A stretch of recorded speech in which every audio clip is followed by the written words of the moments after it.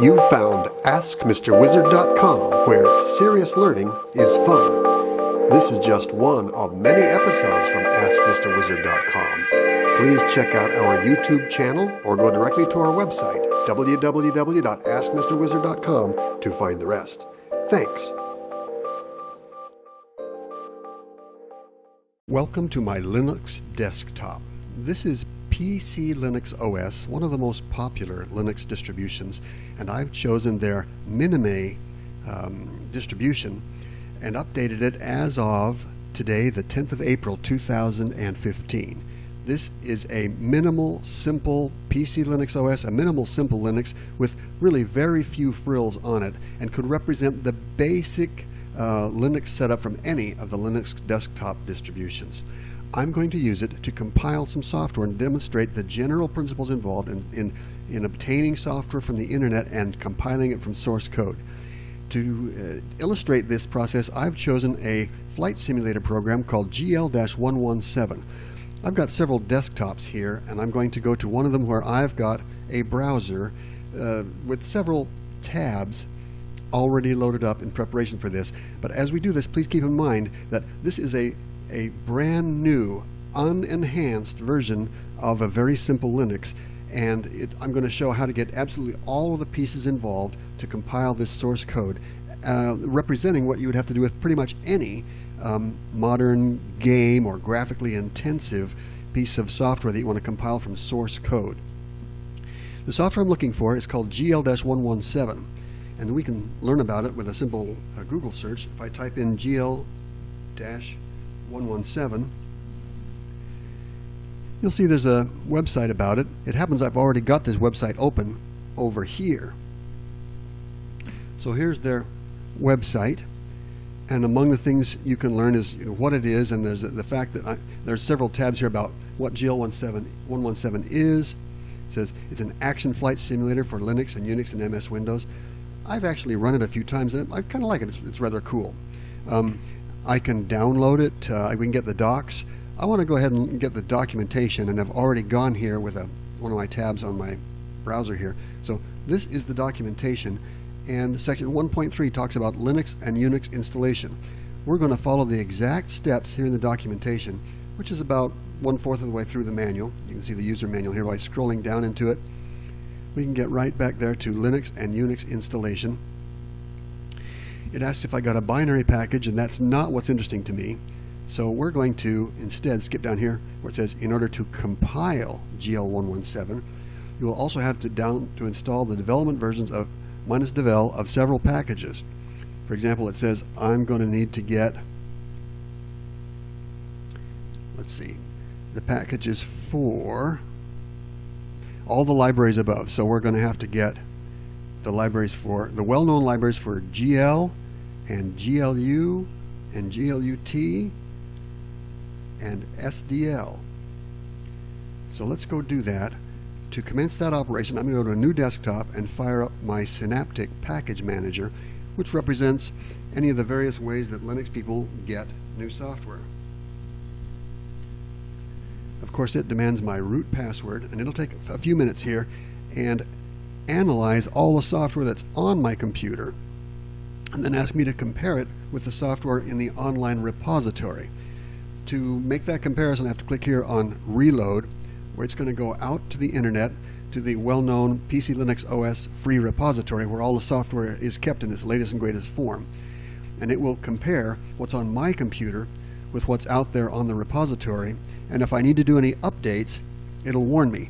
Now, I did just update this system a couple of days ago, so I'm hoping it won't demand a lot of updates. Once I'm updated, then I can get the other pieces that I'm missing. I'm going to have to click Mark All Upgrades. Oh my goodness, looks like some big stuff from Java has come in the last day or so. So I'm going to go ahead and mark them. And then I'm going to click Apply, which forces me to download 283 megabytes and update 51 packages. 5 packages will be removed, 10 packages will be installed. Well, this will take a little while. I'm surprised that that's all necessary, but this is good practice. Before downloading new software on a PC Linux OS system or any Linux system, it's a good idea to make sure that I'm totally in sync with all the newest, latest, greatest stuff from the repository. So I'm going to shut off this for about 15 minutes and return after I'm fully synchronized with the repository. This kind of thing is also discussed in other areas here at AskMisterWizard.com. If you want the background on what repositories are and how we update our software and stuff, go to the Linux section at AskMisterWizard.com and you'll be able to see that. Now, I'll show you how that works. If we go to my website, use any well-known, any browser, and go to AskMisterWizard.com, then go into the Linux section, you can see helpful information about how to switch to Linux and how to do the kind of things I'm doing now. Shutting off this, I'll return in about, it says it may be as long as 25 minutes. Talk to you later. While we're thinking about package managers and updating files for a Linux system using a package manager like Synaptic, the best available training for that can be found in my YouTube playlists. So I'm going to show you how to do that. Opening up a new tab, we're going to go to YouTube, and from YouTube we'll use their prominent search bar to search for my stuff with AskMisterWizard.com. Be sure to spell it out like that, and click the search bar, and then filter the resulting search with channel so that it finds my channel. This is what my channel looks like on YouTube. My name is Bebozen, and I have a lot of videos. At the time of this publication I have 400 videos, but you may see more by the time you do this. Click on my channel, and then in my channel we've got playlists. Click on playlists and look for the playlist called Introducing PC Linux OS 2015. That playlist has got some really good components. The first one just talks about what PC Linux OS is, why I like it, and compares it with some of the other Linuxes. But the next two talk about updating with Synaptic Part 1 and updating with Synaptic Part 2 of 2. If you're not familiar with this concept of getting free software and free tools and making sure your set of software and tools is up to date, then these little videos from my YouTube playlist are the best way to learn that stuff, and I recommend that you do that if this is new to you. Otherwise, just continue on with this next series as I finish my own updating with Synaptic, and then once we are up to date, we'll get the tools needed to compile our GL-117. 15 minutes later, now I can see that my PC Linux OS, my Linux system, has completed downloading all of the updates from the repository.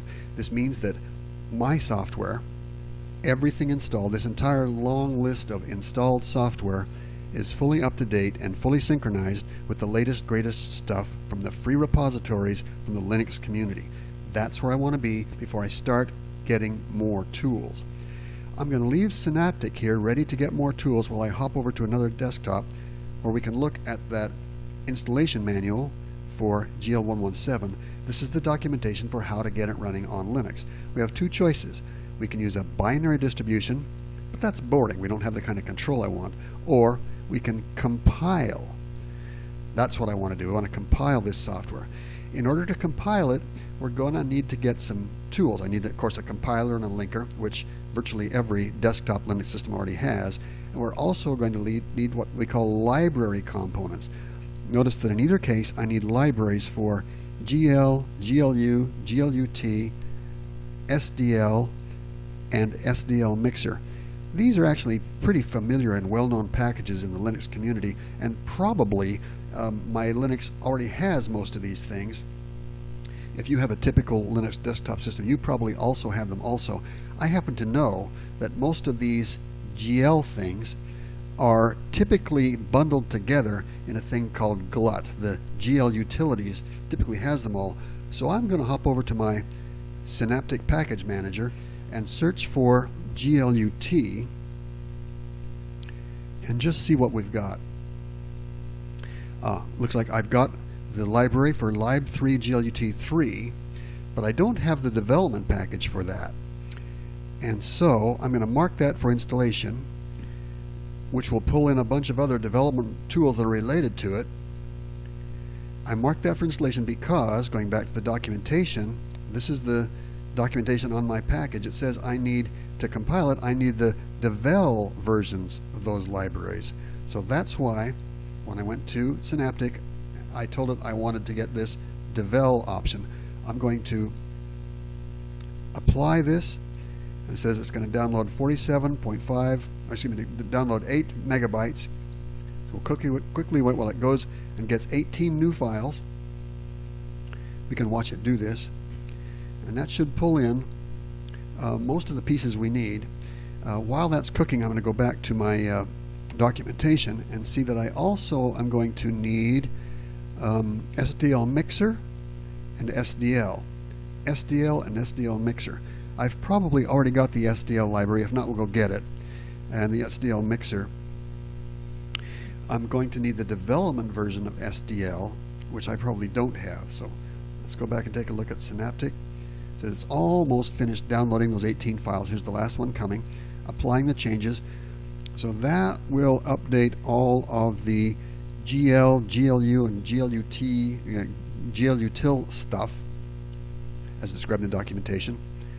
Once that's done, we'll return and get some more stuff for the SDL components. Synaptic, my package manager, is thinking about all of that. Once again, it's going to create a list here of the packages I've got, and there they are. The new GLUT stuff is all here. I'm pretty confident that will satisfy the need for GL, GLU, GLUT, and the development versions of all of those things. Now let's go back and get, it says I need SDL and SDL Mixer. I'm going to go over to my Synaptic Package Manager on a different desktop, look at all of my software, and search for SDL and see what we've got. Type in SDL and search. Okay, I have a lot of things that say SDL in it. Mainly what I want to find is libSDL. So I'm getting out of the libraries here. SDL comes in two flavors. There's an SDL version 1 and SDL version 2. I've got libSDL version 1.2, and I think that's what I want here. But I should also get the development version of that, libSDL devel. Where is that? libSDL devel. This one right here. libSDL development. I'm going to right-click on that, mark it for installation, and that will upgrade a bunch of compiling tools and development tools. I'm going to mark it and apply.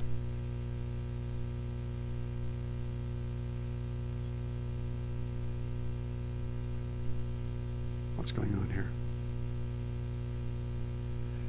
It's not behaving like I thought it should. Right-click, apply. Okay, there we are. I don't know why it was taking so long. But that's going to install 9 new packages and about 1 megabyte of data when I click apply. So we can watch while that happens, downloading files 1, 2, 3, 4 of 9, 7 of 9, 9 of 9. And that doesn't take very long. That should get the SDL requirements for compiling GL-117 in place. It's normal to not have a lot of the development tools in a Linux desktop, so you oftentimes will have to look at the documentation of your package and find out what it says you need and go out and get it. So if I look here now at the documentation for my package, it says I need SDL, I need the development version of SDL. I'm also going to need SDL Mixer, but I don't need the development version of that. Let's see if I've got SDL Mixer on here.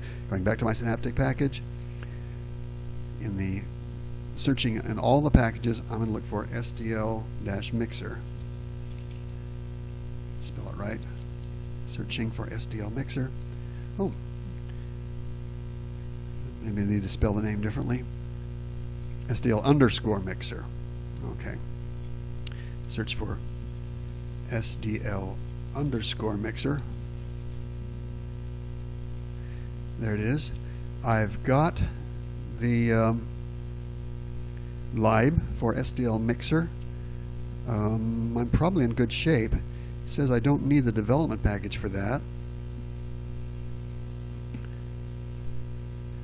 Need the libraries for SDL Mixer. So I think we're good. It says I don't need the development version of SDL Mixer. But you know what? I think I'll get it anyway.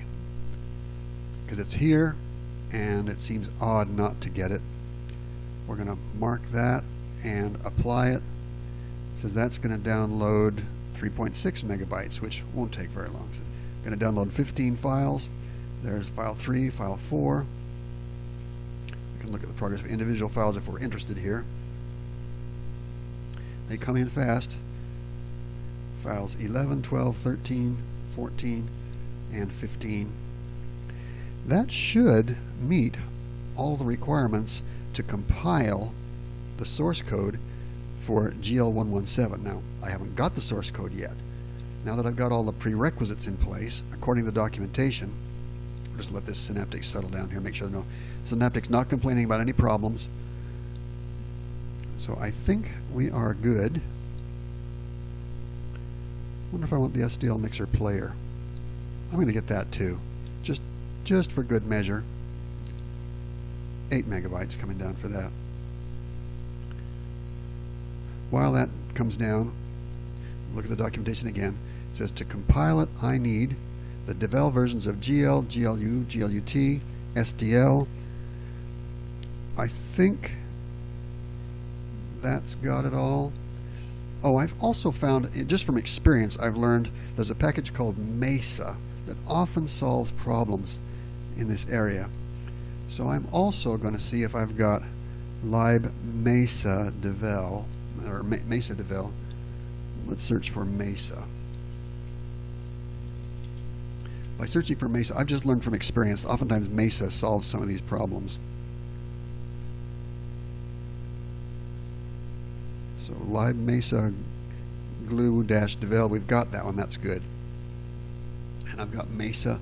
Oftentimes Mesa is a normal and an ordinary component of a desktop Linux, but if it's not in your Linux distribution, you might want to download Mesa and get Mesa-devel, and also another one that's good is lib Mesa GLU-devel.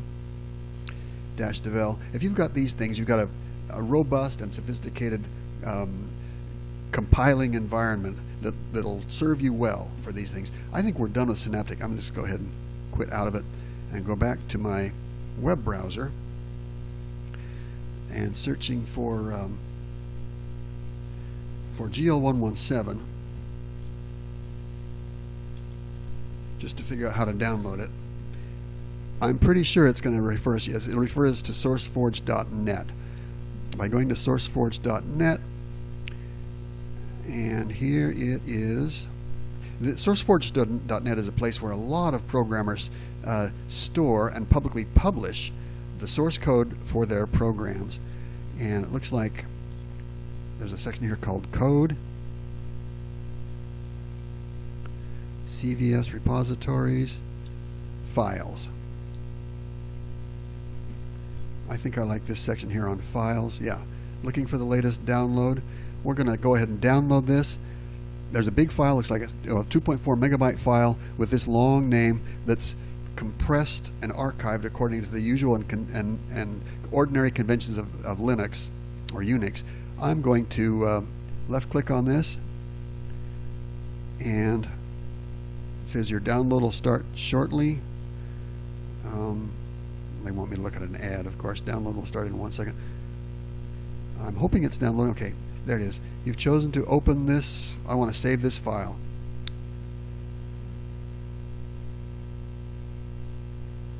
Save file. So that's going to start downloading. I'm using Mozilla Firefox here. If I want to look at the downloads, I can see that this thing is coming down. 2.3 megabytes. Looks like I've got it already. So there it is. I'm going to go close this out and go to a new clean desktop and go find it. If I go to my home directory and look at my downloads, I should be able to find that. There it is. There's a file, 2.3 megabytes in size, exactly as I expected. I want to move a copy of that, make a copy of that in a more convenient spot. So I'm going to open up a file browser, and in my home directory I'm going to create a new folder for development.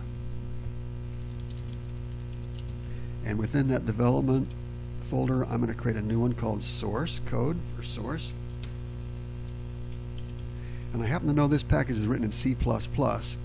So within that source folder, I'm going to make one for the language C++. You can organize things any way you want, but this is the way I do it. And then within C++, I'm going to create a package for GL-117, a folder called GL-117. So just for my own convenience, I'm going to place a copy of this tar file over here. Actually going to move that one. So my archive file for the source code is in my home directory under development source C++ GL-117, which makes sense to me. You can put it anywhere you want, but that's what I've done. Make that a little bit bigger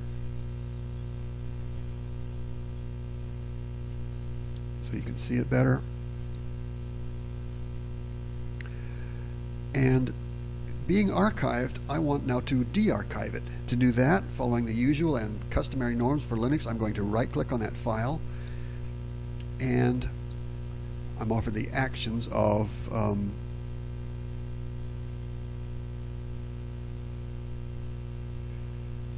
extracting it. I'm going to extract it here and auto-detect the subfolder.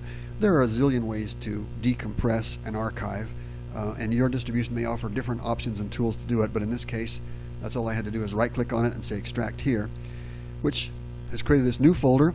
At this point, I think I'm actually done with the tar archive. I don't need that anymore. I'm going to go ahead and delete it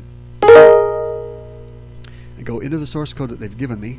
Here is the source code for my flight simulator GL-117, exactly as it's published on Sourceforge.net. And now I want to have a command line, command box. So I'm going to shrink that down a little bit and open up a command box, like a terminal. Make that a little smaller so that we can get a good view of things. From this terminal, I'm going to follow instructions on how to compile things. First of all, I want to go to that area where we put things. Change directory to development, and then change directory to source, and then change directory to C++, and then change directory to GL-117, and change directory to the new area just written in there. I think I'm going to close this folder down and just look at this one. Make a little bit bigger window here. Let's go about like this. And so you can see it better. I think I'll make my text a little bit bigger. Clear. Print working directory shows that I've gone to my home area under development source C++ GL-117, GL-117-1.3-2.2-source. If I do a long listing, I can see all the files involved here. Now let's go look at the documentation.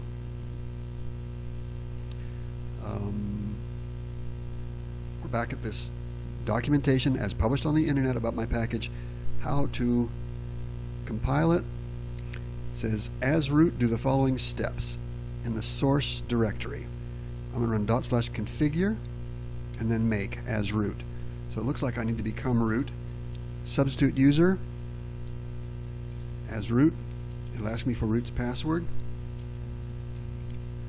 Okay, and now with that hash prompt, I can see I have root privileges and I'm in the appropriate directory.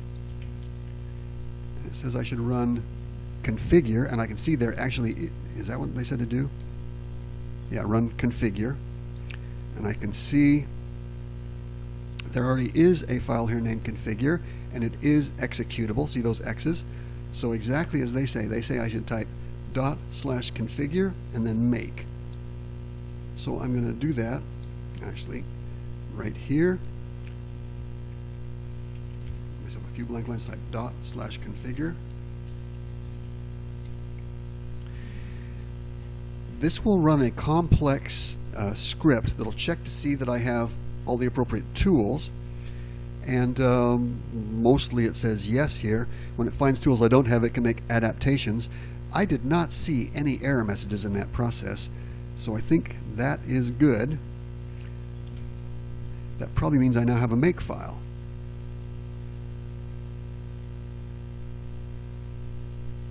Let's see. I have more files now than I had before.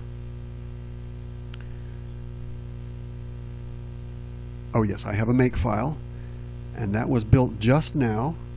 I can see that the current time is 11:09 a.m. and it just made that 11:09 a.m. So, going back to my documentation, it says I should now type make. So let's go over there. I'm going to clear the screen just to make things cleaner and type make. Oh, okay, something went wrong. Oh, G++ is not found. I don't have the compiler for this. Okay, see that error right there? G++ not found. My make expected to find a G++ compiler, so it can compile C++ using the well-known GNU compiler, G++. So we need to go get that. I'll use my repositories to do that. We go to a new desktop, fire up my Synoptic Package Manager, and enter my root password as expected. We'll wait just a minute while it analyzes the software I've got, and it'll make a list of that here. Then I'm going to search for G++.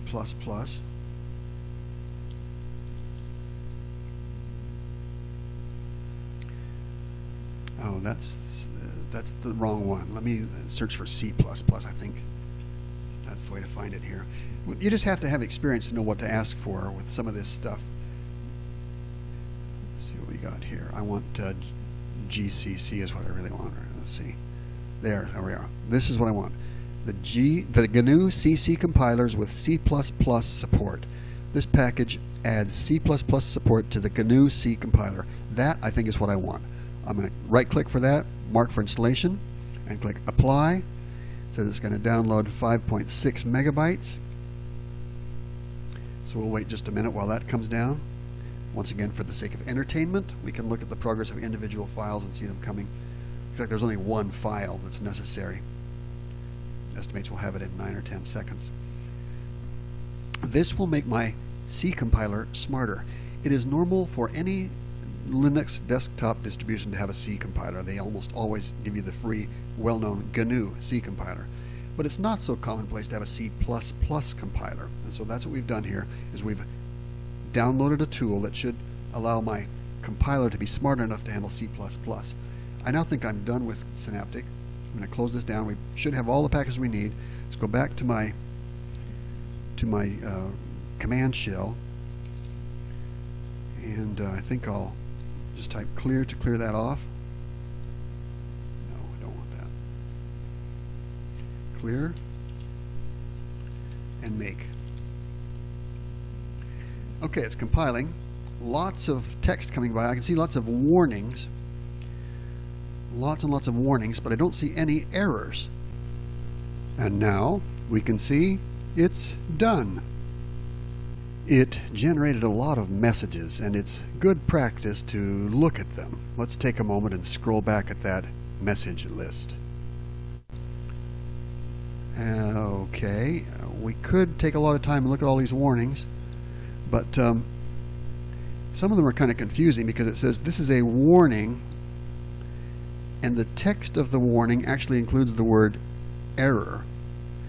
But because it's actually a warning, it's easy to become confused about this and think that might be an error, but that's actually from the source code. And we got a warning about a source code line that contains the word error. These are not errors. As a result, I think it compiled successfully. Let me clear this out and do an ls-l and see if we got a copy of GL-117. I think we do, but I think it ended up in the source file here, at source code, source folder. Let's change that directory. cd source ls-l. There it is, GL-117. That's the program that just got compiled. I notice the date on that is April 10th at 11:12 a.m. Looking down here at my clock, I've got 11:14 a.m. That was just made. Now we should be able to execute this program by typing its name with // So ./GL-117. Now, while you weren't looking, I actually have run this. I know it works, and I've done a little bit of configuring to make it look good on this display and to use my joystick. So here I'm going to fire it up and show you what this looks like. GL-117 fires right up.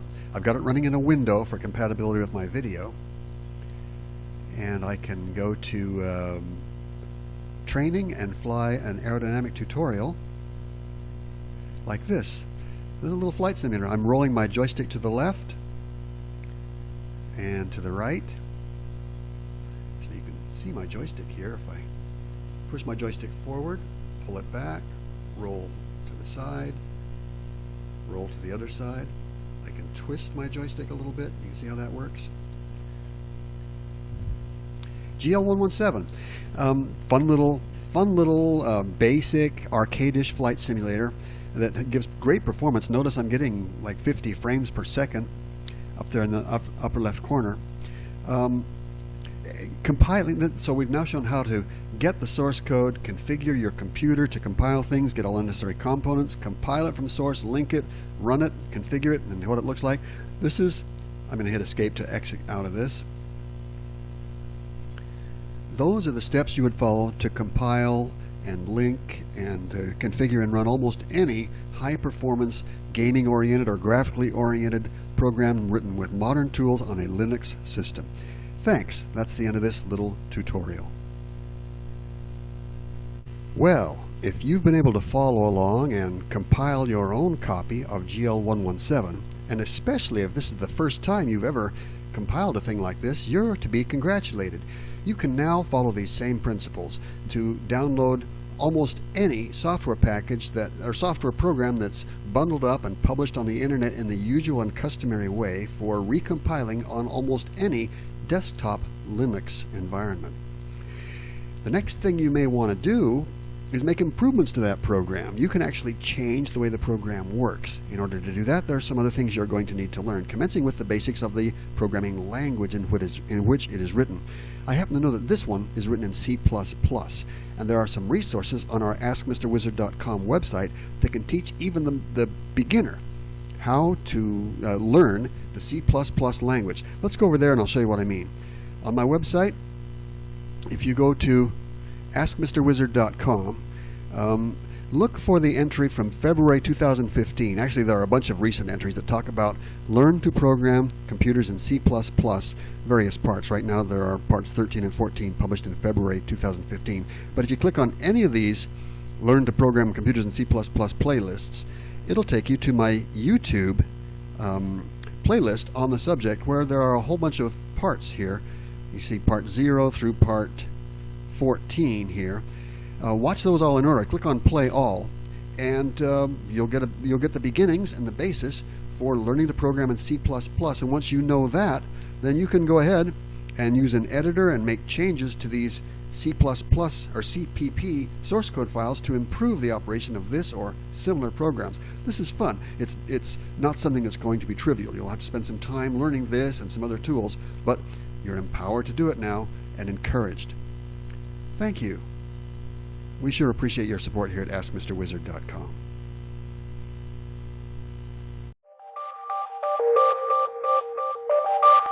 You found AskMisterWizard.com, where serious learning is fun.